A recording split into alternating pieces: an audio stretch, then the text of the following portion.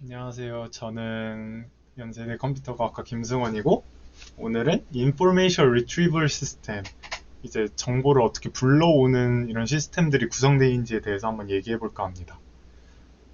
제가 오늘 참고한 페이퍼는 총 7개인데, 앞에 3개는 간단하게만 언급하고, 이 4개의 페이퍼에 좀 이제 집중해서 말을 하도록 하겠습니다. 이게 최근에 이제 20년도, 21년도에 나왔던 논문들인데, 인포메이션 리트리버리라는 분야에서 좋은 성능을 보여주었던 모델들이라서 한번 쭉 보는 게 되게 의미가 있을 것 같습니다. 그리고 이 Retrieval Augmented Generation for Knowledge Intensive NLP Tasks, 이거는 이제 앞글자를 따서 RAG라고 부르는데, 이게 제너레이션 쪽에서 되게 이제 핫한 논문 중 하나인 것 같던데, 다음 주에 그 주세준 하고가 발표를 할 예정입니다. 그래서 간단하게 인포메이션 리트리버리 뭔지에 대해서 말을 하도록 하겠습니다. 이제 오픈 도메인 QA에 대해서 쭉 저번에 몇 번에 걸쳐서 말을 했었는데, 이제 참고할 수 있는 컨텍스트가 그 레이블 쌍으로 제시되지 않고, 저희가 총 N개의 많은 도큐멘트가 있을 때 거기 중 어딘가에 답이 있다는 게 주어졌을 때, 그 주어진 질문에 대해서 답이 있을 확률이 가장 높은 다큐멘트를 가져오는 것을 일컬어 Information Retrieval Task라고 부릅니다. 그래서 좀 더 정제된 정의를 보게 되면은 Task of Narrowing the Search Space of Documents 라고 보시면 될 것 같습니다. 즉, 봐야 하는 다큐멘트의 수를 확 줄이는 것을 일컫습니다. 이게 꼭 하나여야 되는 게 아니라 뭐 10개가 될 수도 있고 100개가 될 수 있는데, 이제 그걸 효율적으로 잘 할 수 있는 태스크를 읽었습니다. 그래서 이렇게 했을 때 그 가져온 도큐멘트가 저희에게 주어진 쿼리에 대한 답이 있을 확률이 높게 됩니다. 그래서 이 세 개의 모델 같은 경우는 저번에 이제 쭉 뭐 시즌 1 때도 그렇고 이제 발표를 했었던 내용인데, 이게 어떤 식으로 이루어지는지 간단하게만 짚고 넘어가도록 하겠습니다. 이제 DRQA 같은 경우는 진짜 이 오픈 도메인 QA의 그 서막을 열어준 그런 17년도에 나온 논문인데, 얘 같은 경우에는 리트리버를 해오는 과정을 머신러닝이 아닌 기존의 전통적인 그 워드 토큰 베이스드 이제 리트리버 시스템을 이용하게 됩니다. 그리고 가져온 도큐멘트를 갖고 이제 뉴럴 리더, 즉 그 저희가 계속 말하고 있는 슈퍼바이스 러닝을 이용해서 훈련을 시키게 됩니다.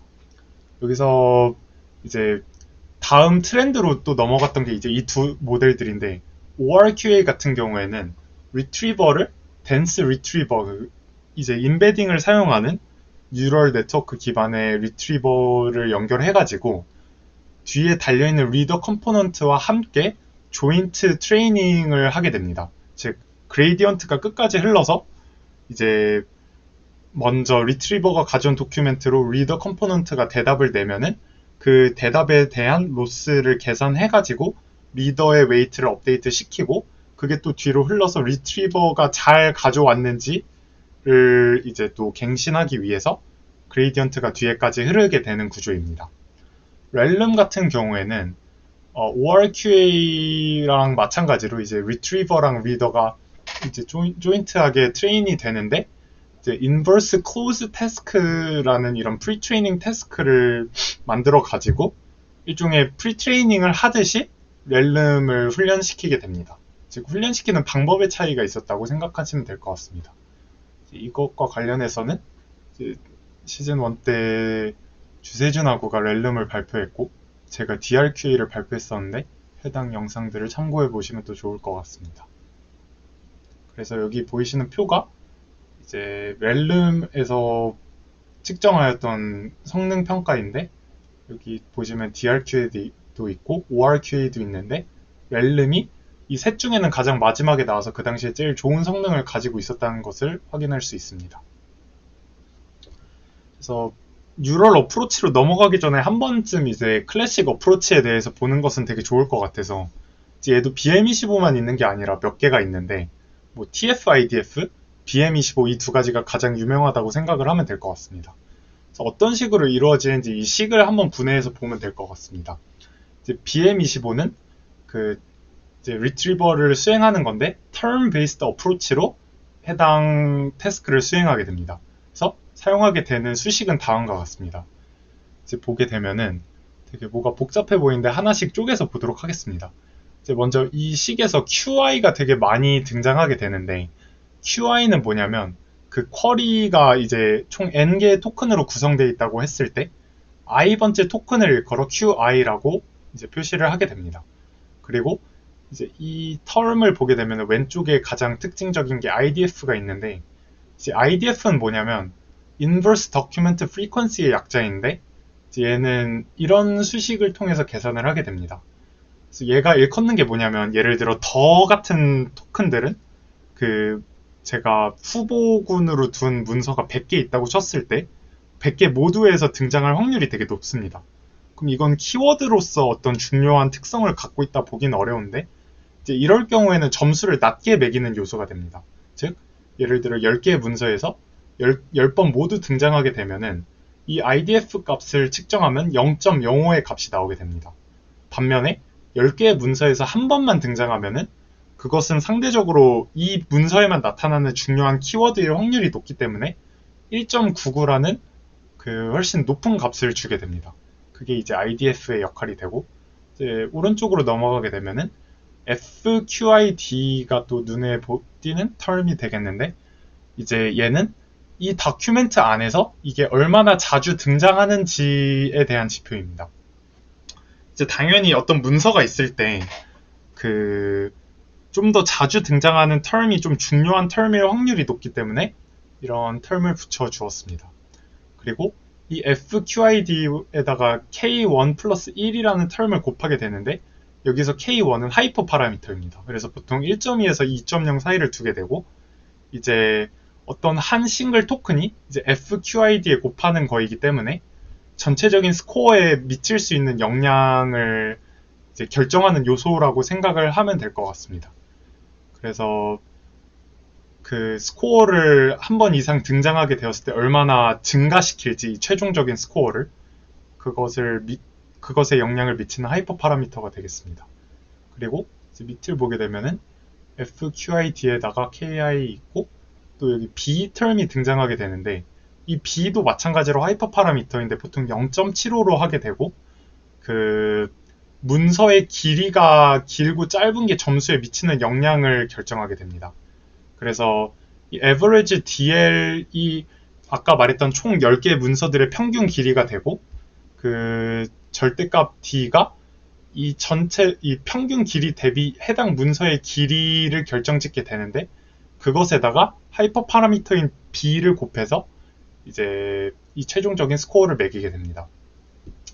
그래서 이 BM25가 되게 효율적이었던 좋은 성능을 낼 수 있었던 이유 중 하나가 뭐냐면 이 표를 보게 되시면 기존에 많이 쓰였던 TF IDF는 이제 자주 등장하면 이렇게 확 점수가 높아지는 특성이 있었는데 얘는 IDF 값에다가 이렇게 여러 문서에 걸쳐서 나왔을 때 점수를 제한시키는 요소와 함께 이런 term을 넣게 됨으로써 프리퀀시가 높으면 높을수록 높아지긴 하는데 스코어가 확 높아지지 않게 제한시키는 이런 되게 치밀하게 구성되어 있다고 보시면 될 것 같습니다.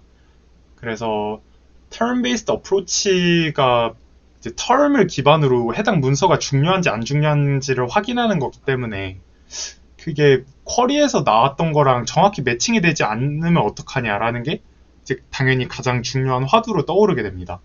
그런 점을 감안하더라도 충분히 괜찮은 성능을 내주었고 있기 때문에 이제 기존에 쭉 사용이 되었다고 보시면 될 것 같습니다. 그리고 이제 소타 모델들을 보기 전에 한번 다시 데이터셋에 대해 짚고 넘어가도록 하겠습니다.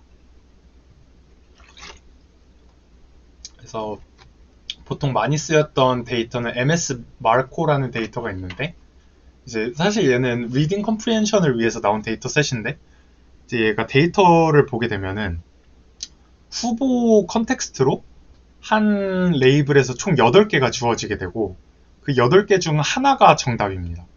그래서 그것만 정답인 레이블만 활용해 가지고 리딩 컴프리hension을 수행할 수도 있고 그 QA를 혹은 그 8개 중에 하나를 찾는 식으로 리트리버를 훈련시키는데도 이 데이터를 사용할 수 있습니다. 그래서 이 데이터뿐만 아니라 보통 이제 사용되게 되는 매트릭에 NDGC, MRR, MAP 뭐 이런 것들이 있는데 우선 가장 기본적인 MRR 같은 경우에는 그 후보군 중에서 제일 렐러번트한 거를 몇 개나 골랐는지를 계산해가지고 측정하게 되는 가장 원시적인 형태라고 생각을 하면 될 것 같습니다. 그리고 여기서 이제 더 나아가서 이제 이 매트릭들은 단순히 리트리벌 분야뿐만 아니라 오늘날 추천 시스템에도 되게 많이 사용되고 있는 매트릭 중 하나인데 이제 맞는 거를 리트리브 해왔을 경우 그 점수를 이렇게 에버리지를 내게 되는 매번 이런 식으로 MAP라는 매트릭도 존재하고 더 나아가서 이제 NDGC라는 게 제일 많이 쓰이게 되는데 이제 여기서는 렐러번트한 걸 가져왔냐 안 가져왔냐라는 바이너리한 형식으로 점수를 매겼던 반면에 여기는 좀 더 여러 개의 클래스를 나눠서 그 제일 높은 거를 가져왔는지 그것보단 좀 덜하지만 적당히 괜찮은 걸 가져왔는지 평가하는 식으로 구성이 되어 있는 매트릭이라고 생각을 하시면 될 것 같습니다. 그래서 이제 이 NDGC는 여기 보시게 되면은 제일 잘했을 경우를 분자에 그리고 지금 내가 해온 거의 점수를 정정하겠습니다. 제일 잘했을 때를 분모해 내가 지금 한 거의 점수를 분자에다 두게 되는데 그래서 0에서 1 사이로 내 점수를 표현할 수 있다는 특징을 가지고 있습니다. 이제 구체적인 것은 넘어가도록 하겠습니다. 쉽게 말하면 1에 가까우면 가까울수록 잘했다라고 생각을 하면 될 것 같습니다. 그래서 이제 쭉 4개의 논문을 설명을 드리도록 하겠습니다. 지금부터 발표하는 순서는 나온 순서에 따라서 그 순서를 두었다고 생각을 하시면 될 것 같습니다. 이제 콜버트부터 먼저 말씀드리도록 하겠습니다. 이제 IR 같은 경우에는 그 DRQA, ORQA, 렐름 이 이후에 나왔던 프로그레스에 어떤 것들이 있었냐면 버트 같은 모델들이 굉장히 여러 가지 NLU 분야에 걸쳐서 성공적이었기 때문에 이 버트를 도큐멘트 랭킹, 즉 그 제일 가져오고 싶은 K1으로 하면 이제 인포메이션 리트리버를 할 수 있는 거고 이런 식으로 도큐멘트 랭킹에 LM을 파인 튜닝해서 굉장히 좋은 성능을 보여주고 있었는데 이렇게 효과적이면서 가장 치명적인 단점이 하나 있었는데 여기 표를 보시게 되면은 그 가로축이 이제 성능 그리고 세로축이 그 걸리는 시간이라고 생각을 하면 될 것 같습니다. 이제 BM25나 이제 이후에 나왔던 덕2 쿼리 이런 모델들보다 버트가 당연히 훨씬 좋은 성능을 보여주고 있는 걸 확인할 수 있는 반면 가장 치명적인 단점이 걸리는 시간이 너무 늘어버렸습니다. 그래서 이제 논문에서 지적을 하고 있는 게 실질적으로 이제 이게 리얼타임 서비스로 제공하기 위해서 그 100초를 넘어가게 되면은 그 사용자들이 느리다라고 체감이 된다고 말을 하고 있습니다. 근데 버트를 보게 되면 이게 이제 로그 스케일인데 10의 4승 밀리세컨드가 걸릴 정도로 이제 뭐 파인 튜닝이나 프리 트레이닝을 하는 게 아닌데도 사용하는 데 자체에 엄청나게 오랜 시간이 걸리게 됩니다. 그래서 이 이유가 컴퓨테이셔널 커스트 때문이라고 그 지적을 하고 있습니다. 네, 밀리세컨드입니다. 밀리세컨드.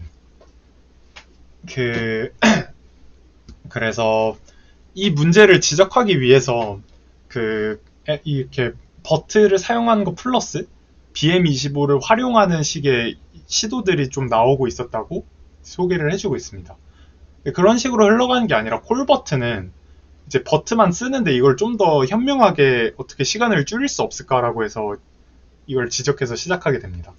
그래서 여기 보시게 되면 이 4개의 그림이 그 버트를 활용했을 때 좀 좋은 성능을 냈던 당시의 소타에 가까운 모델들인데 이제 기존의 similarity representation을 활용한 모델들은 쿼리랑 도큐멘트를 각각 처리해서 나오는 이 임베딩을 활용해서 그 코사인 시뮬러리티를 계산한다든지 이런 식으로 활용을 하게 됐고 쿼리 도큐멘트 인터랙션은 그 쿼리 각각에 대해서 도큐멘트의 모든 토큰에 대해서 얼마나 강하게 인터랙트를 하는지 이런 매트릭스를 구성해서 이 매트릭스 자체를 이용해서 MLP를 통과시켜서 similarity를 이렇게 구하는 방법들이 있었고, 좋은 성능을 보여주었던 버트 같은 경우에는 이제는 뭐 너무나도 많이 해서 익숙하겠지만 쿼리랑 도큐멘트를 토커나이저로 처리해서 그 12개의 레이어를 통과시킨 다음에 맨 앞에 있는 CLS 토큰을 가지고서 이제 파인 튜닝을 해서 similarity 스코어를 구하게 됩니다. 일종의 이 similarity는 0에서 1 사이로 나오게 그 regression 태스크를 이제 파인 튜닝했다고 생각을 하시면 될 것 같습니다. 그것과 반면에 이제 이 쿼리 플러스 도큐멘트 하면 길이가 너무 길어져 버리는 것을 저자들은 주 문제로 삼고 있습니다. 왜냐하면은 시퀀스 랭스의 제곱에 이제 비례를 하기 때문에 이게 쿼리 자체는 안 길 수도 있지만 도큐멘트까지 한 번에 처리하게 되면 그것이 이제 이렇게 속도가 오래 걸리게 되는 이유라고 말을 하고 있습니다. 그래서 저자들이 소개한 방법이 Late Interaction Architecture를 제안하게 됩니다. 그래서 이게 뭐냐면 이제 쿼리 같은 경우에는 사용자가 어떤 걸 질문할지 모르기 때문에 그 미리 알고 있기 힘들지만 그 이제 탑 K라고 해서 100개의 도큐멘트 중에 하나를 뽑아온다 쳤을 때 그 100개의 도큐멘트는 미리 레프레젠테이션을 구해놓을 수 있습니다, 저희가. 그리고 실제로 도큐멘트가 쿼리보다 길기 때문에 이 도큐멘트를 먼저 연산을 수행해 놓을 수 있으면은 실제로 사용할 때는 쿼리만 이제 이렇게 프로세스를 해가지고 미리 저장해둔 도큐멘트의 레프레젠테이션과 어떤 연산을 수행해서 시뮬러리티를 구할 수 있으면 속도가 확 줄 수 있지 않을까라고 제안을 합니다. 그래서 이거를 일컬어 그 Pre-Computing Document Representation Offline이라고 표현을 하고 있습니다. 그래서 이제 중요한 요소가 뭐냐면 이제 쿼리 프로세스한 건 그냥 버튼 쓰면 되니까 문제가 없는데 이제 기존의 버튼을 이렇게 한꺼번에 처리해가지고 CLS 토큰에서 similarity를 구했는데 이제는 각각 처리했기 때문에 CLS를 쓸 수 없게 됩니다. 이때 이제 어떻게 이 쿼리의 representation들과 도큐멘트의 representation 사이의 인터랙션을 일어나게 할 수 있는지 이제 해당 문제를 수행하게 됩니다. 그래서 어떤 식으로 수행하게 되냐면 도큐멘트 각각의 representation이 있을 텐데 이제 쿼리를 프로세스 했을 때 나오는 representation에서 도큐멘트의 모든 그 representation들 쭉 봐서 그 similarity를 구하게 됩니다. 이제 여기 있는 거는 논문에 나오는 피규어가 아니라 제가 그린 건데 예를 들어 쿼리가 총 4개의 토큰으로 구성이 되어 있다고 쳐봅시다. 이때 각각 쿼리의 4개의 토큰에 대해서 그 코사인 similarity를 구해가지고 그러니까 총 크기는 Q 곱하기 D가 되겠죠. 절대값. 제일 그 코사인 similarity가 높은 값을 취하게 됩니다. 그게 얘라고 쳐봅시다. 그리고 다음은 얘가 각각 행에서 가장 값이 높은 값이었다 쳐봅시다. 그랬을 때 이걸 이렇게 4차원짜리 벡터로 빼내게 되고 이거를 가지고 그 서메이션을 해가지고 스코어를 구하게 되는 이런 방식을 가지고 있습니다. 그래서 이것을 맥스심 오퍼레이터라고 말을 하고 있고 이게 왜 잘 되는지에 대해서 intuitively 이 인터랙션 메커니즘이 그 각 쿼리에 있는 모든 토큰들에 대해서 이 쿼리 토큰에 가장 영향을 크게 주고 있는 컨텍스트 내 그 도큐멘트의 인베딩을 softly search 한다고 말을 하고 있습니다. 그래서 이런 term score를 바탕으로 다 서메이션을 하게 되면은 relevance를 구할 수 있다고 말을 하고 있습니다. 그래서 그럼 당연히 질문할 수 있을 만한 요소 중에 아니 왜 max를 쓰냐, 뭐 average를 하면 안 되냐. 그래서 이런 요소들도 에블레이션 스터디에서 이제 진행을 하고 있는데 실제로 이게 제일 성능이 잘 나왔다고 말을 하고 있습니다. 그래서 이렇게 하게 되었을 때 되게 좋은 얻게 되는 특성 중 하나가 amenable to highly efficient pruning for top key retrieval이라고 말을 하고 있는데 이게 뭐냐면 이제 제어할 수 있는 요소가 되게 많아진다고 생각을 할 수 있을 것 같습니다. 왜냐하면 이제 기존에 버트를 사용하게 됐을 때는 그냥 CLS를 쓰기 때문에 이 CLS는 저희가 어떻게 통제할 수 있는 요소가 아닌데 이미 학습이 돼가지고 여기서는 이 Q 곱하기 D라는 매트릭스를 가지고 무언가를 하는 거기 때문에 좀 더 탑 K를 구하는 과정에서 통제할 수 있는 요소가 많아진다고 생각을 하면 될 것 같습니다. 왜냐면 탑 10을 구한다 했을 때 뭐 기준을 저희가 다르게 세울 수도 있는 거기 때문에 이거를 highly efficient하다라고 말을 하고 있습니다. 그리고 하나 더 이제 말을 하는 게, 이건 간단히 말하고 갈 텐데, 이제 각 쿼리에 대해서 모든 다큐멘트에 대해서 이런 매트릭스를 구성해서 이 파란색 동그라미를 구해서 다큐멘트가 총 100개라고 치면은 이 파랭이를 총 100개 구해서 이제 그 중에 제일 높은 거 하나를 구하는 이런 식으로 하게 될 텐데, 이제 이렇게 모든 거를 하게 되면 또 시간이 오래 걸리는 요소가 되기 때문에 이거를 빨리 해줄 수 있는 자료 구조가 존재한다고 합니다.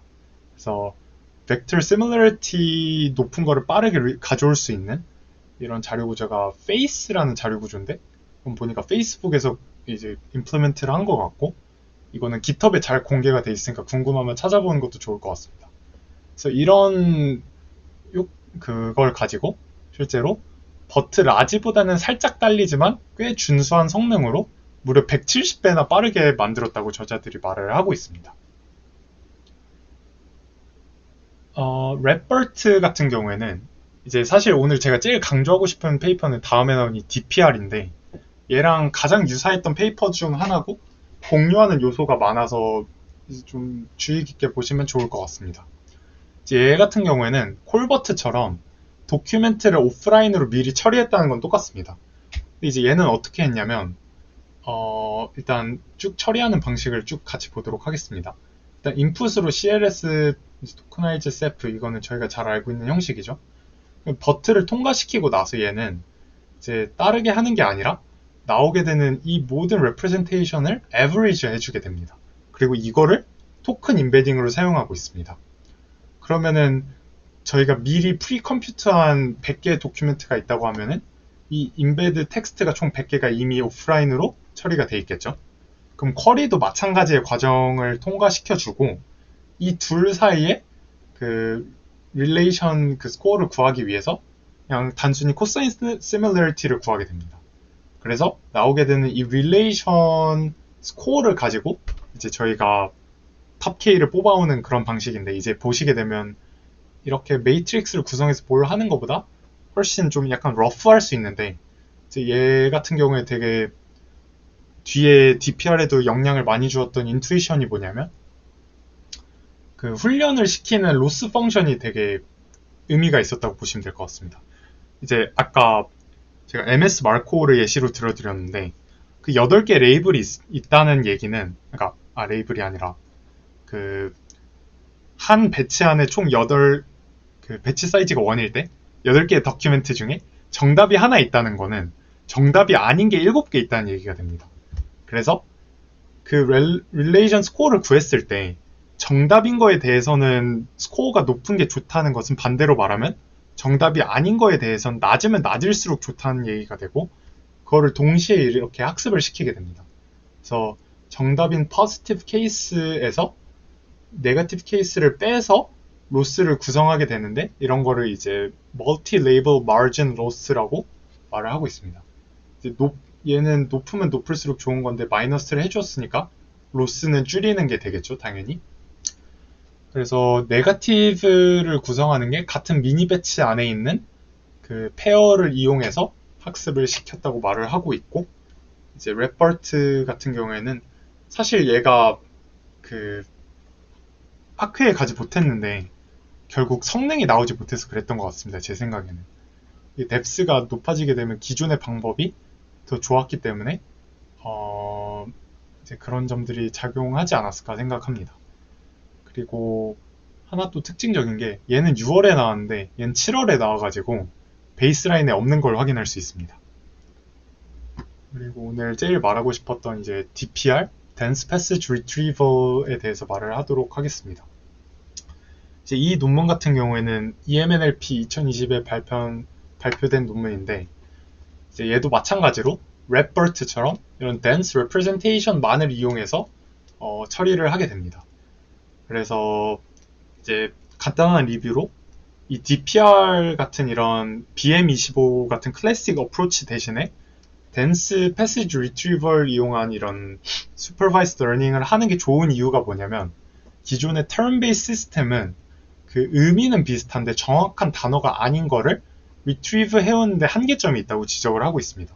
예를 들어 도큐멘트에는 bad guy라고 써 있는데 쿼리에는 빌런이 누군지를 물어보고 있는 거면은 실제로는 제일 그 연관도가 높은 도큐멘트일 수도 있는데 이 둘이 똑같은 텀이 아니라는 이유만으로 가져오지 않을 수도 있기 때문에 이제 dense passage retriever를 쓰게 되면은 이 둘의 인베딩은 비슷한 그 similarity를 갖고 있을 거기 때문에 이렇게 처리하는 게 좋다고 말을 하고 있습니다. 그래서 이런 dense encoding을 사용하게 되면 인베딩을 learn 할 수 있다라고 말을 하고 있습니다.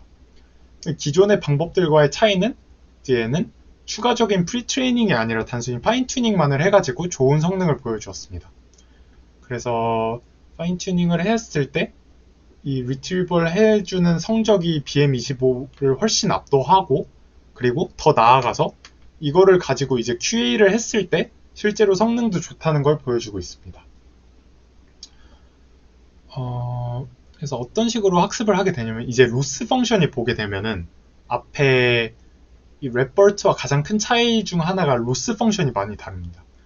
얘는 네거티브 likelihood loss를 쓰고 있는데 한 레이블이 question과 함께 그 positive example 하나 그리고 negative example을 좀 많이 늘렸습니다. 얘는 그래서 이제 cross entropy loss로 저희가 이제 이걸 구하게 될 텐데 positive에다가 이게 저희가 cross entropy loss를 실제로 구할 때 쓰는 로스이죠. positive인 거를 분자에 두고 전체를 분모에 둬서 학습을 시키게 됩니다. 그래서 처리하는 방식은 앞에 랩버트랑 똑같은데 similarity를 단순히 둘에 이제 이렇게 곱해가지고 사용하게 되고 여기서는 하나 또 다른 점이 여기서는 average를 하게 됐는데 여기서는 CLS를 뽑아가지고 이렇게 스코어를 구하게 됩니다. 그래서 얘도 마찬가지로 뭐 앞에서 두 논문도 그랬지만 패시지를 미리 프리 컴퓨트 해놓고 쿼리를 컴퓨트해서 이 연산을 수행하게 되고 이제 얘 같은 경우는 되게 재밌었던 것 중 하나가 이제 이건 에블레이션 스터디에서 실험을 했던 점인데 그 네거티브 이그젬플을 구성할 때 어떻게 하는 게 좋은지 여러 가지에 걸쳐서 실험을 했습니다. 근데 제일 좋은 포뮬라가 뭐였냐면 그 같은 패시지에 있는 그러니까 같은 배치에 있는 아까 말했지만 8개 중에 정답이 아닌 거 7개를 활용함과 동시에 이 쿼리에 속하지 않은 도큐멘트가 다른 배치에 있더라도 네거티브 하나를 임의로 가져오게 됩니다.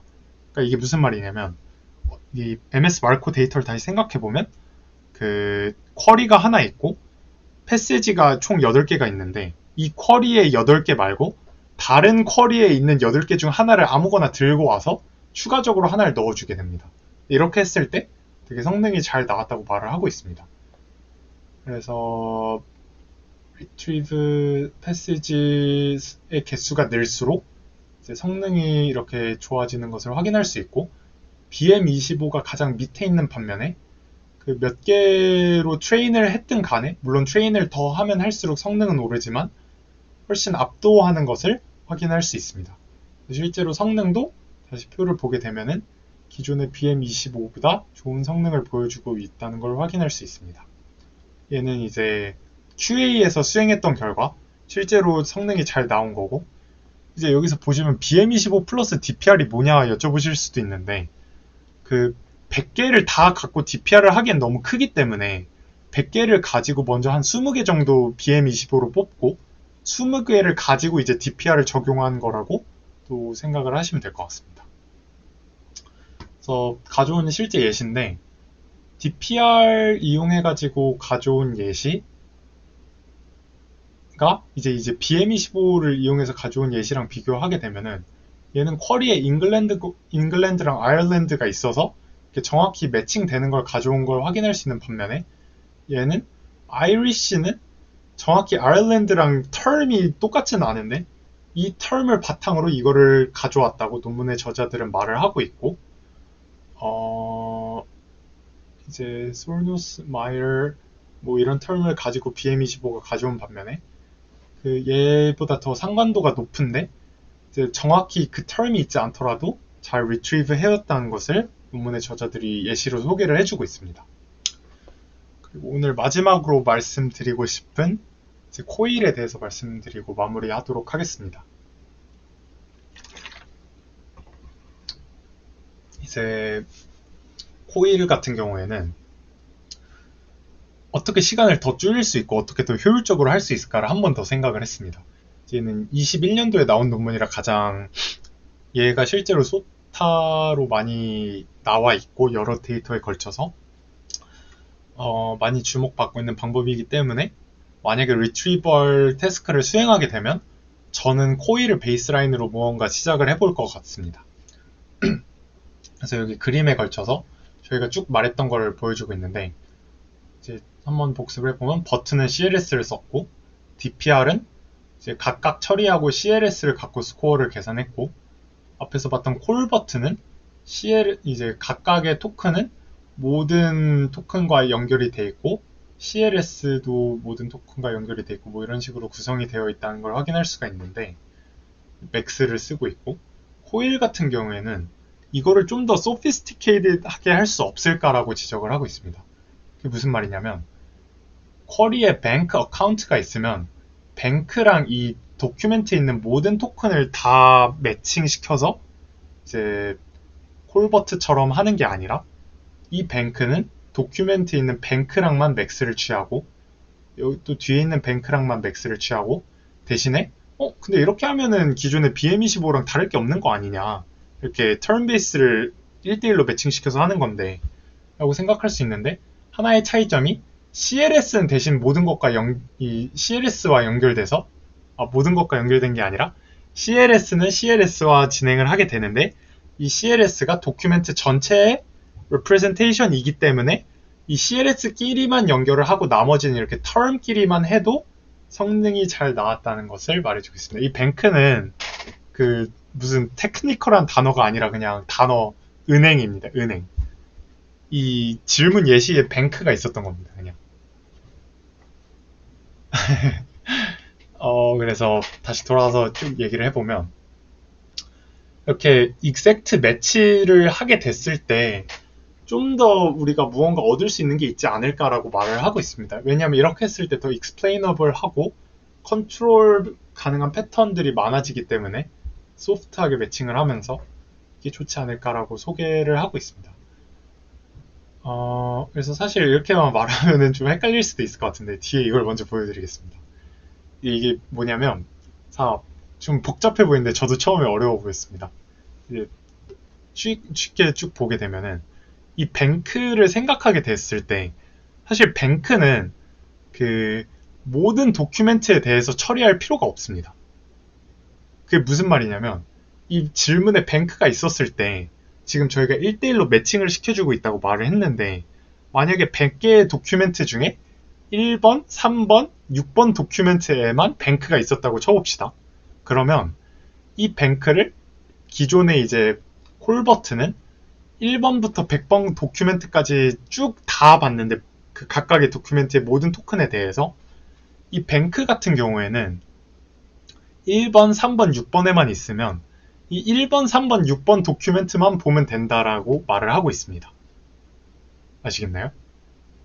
그리고 리버리 만약에 쿼리에 있으면은 1번, 2번, 4번, 5번 도큐멘트에만 얘가 있으면은 얘네만 가지고 이렇게 맥스를 취해주면 된다라고 말을 하고 있습니다.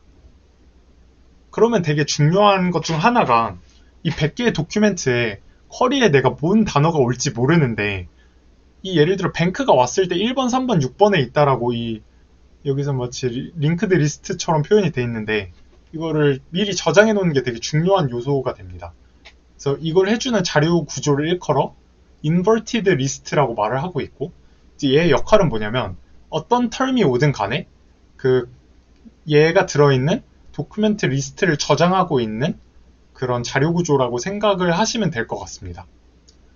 그래서 이제 BM25가 이런 어프로치를 사용하고 있는데 실제로 왜 그런지 다시 생각을 해보면 BM25도 이렇게 텀으로 이렇게 매칭을 시켜서 계산을 하기 때문에 만약에 도큐멘트에 이 단어가 없으면 계산하는 게 의미가 없습니다. 그래서 미리 이 자료 구조를 준비해 두게 되고 이거를 이제 inverted list를 써서 가져오게 되었을 때 나오게 되는 이 공식이 아까 저희가 앞에서 봤던 이 공식과 똑같습니다. 그래서 실제로는 모든 도큐멘트를 보는 게 아니라 BM25를 효율적으로 활용하기 위해서 이런 방식을 쓰고 있었고, 이제 이거를 저희가 댄스 리트리벌 메소드에서도 활용할 수 있지 않을까라고 말을 하고 있습니다. 또 예시를 보면 좀 더 이해가 가실 수도 있는데, 예를 들어 CLS 같은 경우에는 저희가 모든 것과 연결을 시킨다고 이제 CLS와 연결이 된다고 아까 말씀을 드렸는데, 모든 도큐멘트에는 CLS가 있기 때문에 도큐멘트가 총 C개 있다고 쳤을 때 이 인버티드 리스트에는 CLS는 1번부터 C번까지 다 있다라고 저장이 되어 있습니다. 그래서 쿼리에 CLS가 왔을 때 모든 도큐멘트를 실제로 이 토큰은 다 보게 됩니다.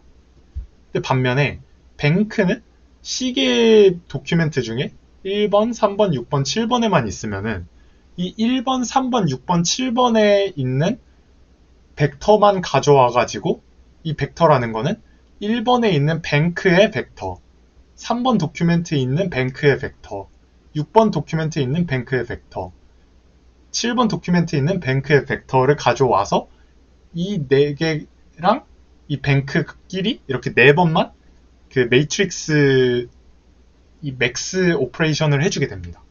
그럼 한 도큐멘트에 여러 개 있으면 어떡하냐?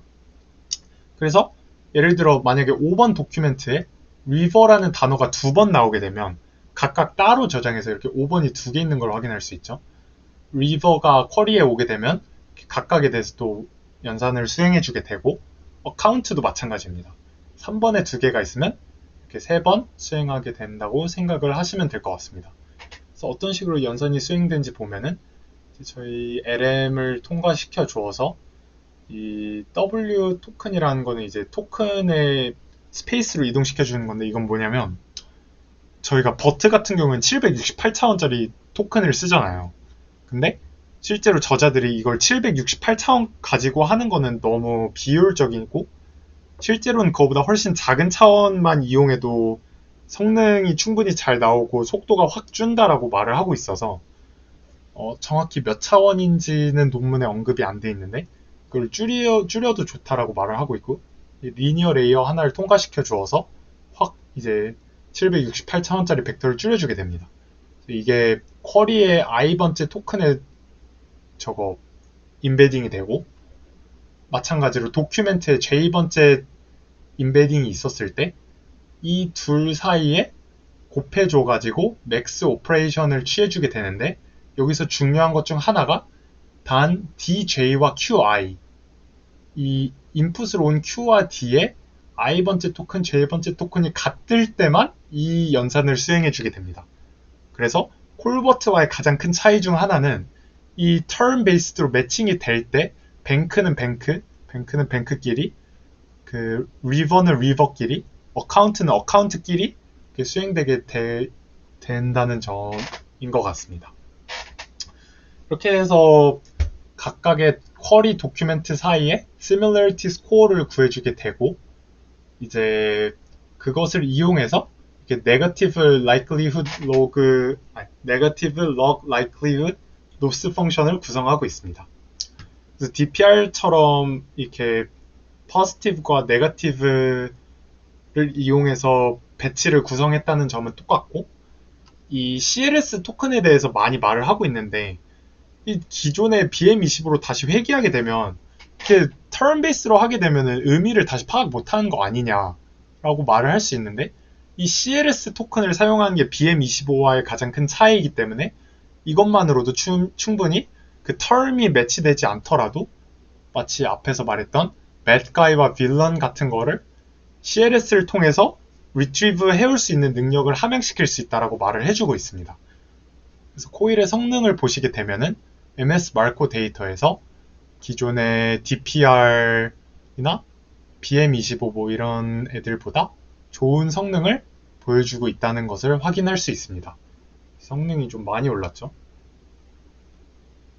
그래서 이런 식으로 그림으로도 한번 보시면 될 것 같습니다. 이제 인버티드 리스트를 준비해 놓고 미리 그 매핑이 되는 걸 맥스를 취해 가지고 그걸 솔트해서 서치를 하게 된다. 이런 식으로 보시면 될 것 같습니다. 여기서 발표를 마무리하도록 하겠습니다. 혹시 질문 있으실까요? PR에서 질문이 두 개 있는데, 네네. 일단 첫 번째는 처음 베이스로 그 벡터를 가져오잖아요. 혹시 코일인가요? 코일 맞아, 코일. 네네네네. 코일 텀 베이스로 벡터를 가져오는데, 네. 그 텀이 네. 도큐멘트에 포함이 안 돼 있어도 처리가 된다고 하죠. 어, 텀이 도큐멘트에 없어도 처리가 된다. CLS 그러니까, 토큰을 말씀하시는 건가요? 네. 그러니까 도큐멘트에 네. 예를 들어서 음, 뭐 how to write a code in Python 이런 그 쿼리가 있다고 하면은 파이썬이라는 키워드가 그 쿼리인가요? 도큐멘트에 도큐멘트인가요? 쿼리, 쿼리, 예. 쿼리가 있는데 네. 그거에 대한 코드가 네. 그 도큐멘트에 있다고 해봐. 어, 그거에 대한 일단 그거가 가장 설명이. 명확하게 큰 도큐멘트가 있다고 해봐. 네네. 근데 그 도큐멘트에 파이썬이 없는데 네. 그 파이썬이라는 단어가 없어도 네. 도큐멘트를 리트리브 할 수 있다고 하신 거 맞죠? 그러니까 그게 뭐냐면, 그러니까 쿼리가 예를 들어, 뭐 방금 쭉 말했던 게 10단어로 있다 쳐보고, 그 중에 뭐 다섯 번째 단어가 파이썬이라고 쳐봅시다. 그러면은 이 similarity를 계산하는 과정에서 파이썬이라는 단어는 그 도큐멘트가 예를 들어 뭐 쭉 있을 텐데 방금 말한 그 도큐멘트가 정답 도큐멘트라고 쳐봅시다. 그 정답 도큐멘트에 파이썬이란 단어가 없으면 쿼리에 있는 파이썬은 그 도큐멘트에 있는 단어들과 아무것도 매핑이 되지 않을 거예요. 이 연결이 되지 않는다는 거죠. 근데 그러면은 그러니까 어떻게 가져오는 건 맞아 맞아. 그거 어떻게 가져오죠? 어떻게 가져오는 거냐면 그 도큐멘트에 CLS 토큰이 있을 거잖아요. 네. 그 CLS 토큰이 파이썬이란 단어가 없더라도 이게 뭐 파이썬에 그거를 하는 거다라는 그 전체 도큐멘트의 의미를 담고 있는 토큰이란 말이죠. 그 버트를 통과시켰을 때. 맞죠? 그럼 쿼리는 지금 파이썬의 모시기라는 그런 의미를 가진 쿼리일 텐데 걔도 CLS가 있을 거잖아요. 그 CLS랑 그 도큐멘트의 CLS가 이 similarity score를 구성하게 된다는 얘기입니다. 쿼리에 대한 CLS 토큰 하나랑 네. 도큐멘트를 represent하는 CLS 토큰 하나랑 네. 이거랑 그 연관성을 파악을 한다고? 네. 그게 similarity score를 구하게 되는 큰 요소가 됩니다. 여기 식을 보게 되면은 이 Q랑 D의 교집합을 가지고 이걸 계산을 하잖아요. 네. 그러면은 아니 다른 도큐멘트에 파이썬이란 단어가 예를 들어 100번이 등장했으면은 그게 단순히 겹치는 게 많아서 그게 가져와지는 거 아니냐라고 말을 할 수도 있는데 실제로는 그 만약에 그 도큐멘트랑 이 아까 방금 말했던 그 정답 도큐멘트랑 이 쿼리가 정말 높은 연관성을 갖고 있다면 CLS만 가지고 이 맥스를 했을 때도 충분히 이 시뮬레이티브 스코어가 가장 높게 나와야 되고 그게 첫 번째 이제 이상적인 상황이고 두 번째는 실질적으로 이제 이렇게 애초에 시도를 했던 이유가 턴 베이스드로 만약에 그 도큐멘트가 진짜 정답 도큐멘트였으면 인간적으로 파이썬이 한 번도 없을 리는 없잖아요. 그렇지만 그 아까 예시에서 보여줬던 네. 그 게임 오브 스론스인가 그 왕좌의 게임 예시에서 보면은 키워드가 없는데도 불구하고 리트리브를 했다고 아, 나왔으니 그쵸. 이제 이게 잘 했다는 걸 보여주기 위해서 가져온 극단적인 예시인데, 이제 이런 상황에서도 잘 된다를 CLS가 해주길 기대하는 거고, 첫 번째로. 실질적으로 이런 예시들보다는 실질적으로 그게 진짜 중요한 키워드는 파이썬이 원하는 정답에 그 키워드가 충분히 많을 거다를 전제로 두고 있는 거기도 합니다. 그러니까 내가 궁극적으로 궁금했던 게 아까 그 수직 다시 한번 보여주세요. 네. 그, 그 쿼리랑 도큐멘트에 CLS 가지고도 하고 그 텀 베이스로 뽑아낸 벡터를 가지고도 그 연관성을 파악하는 두 가지 방법을 다 쓴다는 얘기인가요? 그 각각 따로 쓰는 게 아니라 이렇게 생각하면 될 것 같아요. 사실 이 그림이 더 좀 확대해 놓을까? 이거 잘 보이시나요, 이 그림? 좀 보이긴 합니다. 이 보면은, 그러니까 생각을 아, 해보면 여기 CLS도 있네. 도큐멘트에 CLS가 있어요. 쿼리에도 아, CLS가 있고. 근데 봐봐, 지금 이제 쿼리의 입장에서 생각을 해야 되잖아요. 어떤 도큐멘트를 가져올지니까. 근데 쿼리의 CLS는 예를 들어 그 타겟 도큐멘트에 100개가 있다 치면은 그 100개 각각의 CLS랑 다 연결이 돼 있을 거예요. 맞죠? 근데 그러니까 적어도 모든 도큐멘트랑 한 번은 연결이 된다는 거죠. CLS를 기반으로.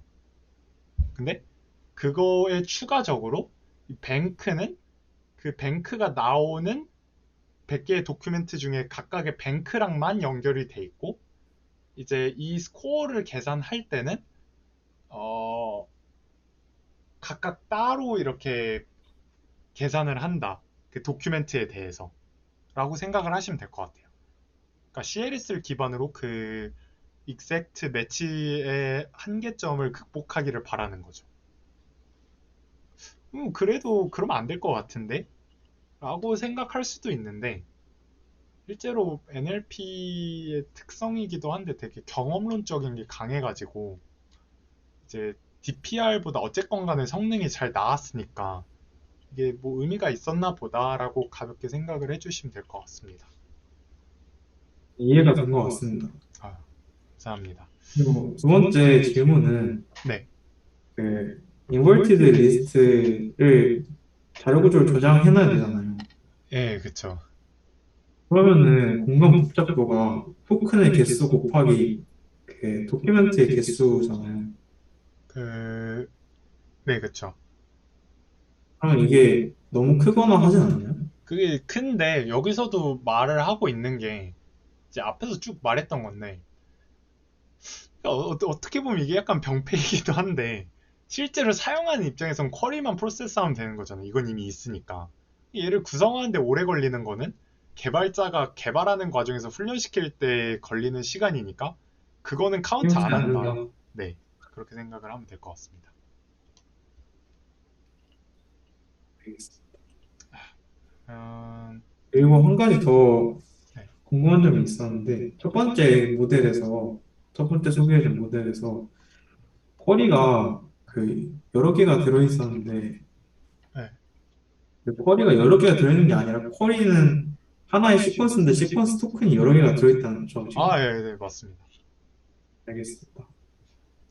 그러면 오늘 발표 잘 들었습니다. 하나 되게 재밌었던 게 저도 이제 리트리벌 분야는 되게 처음인데 쭉 공부하면서 알게 된 게 결국 저희가 뭐 글로 같은 거 파인 튜닝 할 때도 많이 했던 거지만 이런 형식을 여전히 얘네는 쓰고 있고 여전히 CLS는 뭔가 전체를 대변하는 거로서 의미가 충분히 있고 생각보다 이 시뮬러리티 그냥 코사인 시뮬러리티를 구하는 게 어떻게 보면 진짜 단순한데 왜냐면 생각해보면 고등학교 기백 때 배우는 건데 이게 뭐 소타에서도 사용될 만큼 되게 간단하면서 강력하다는 게 참 저는 인상 깊었던 것 같습니다. 발표 여기서 마치도록 하겠습니다.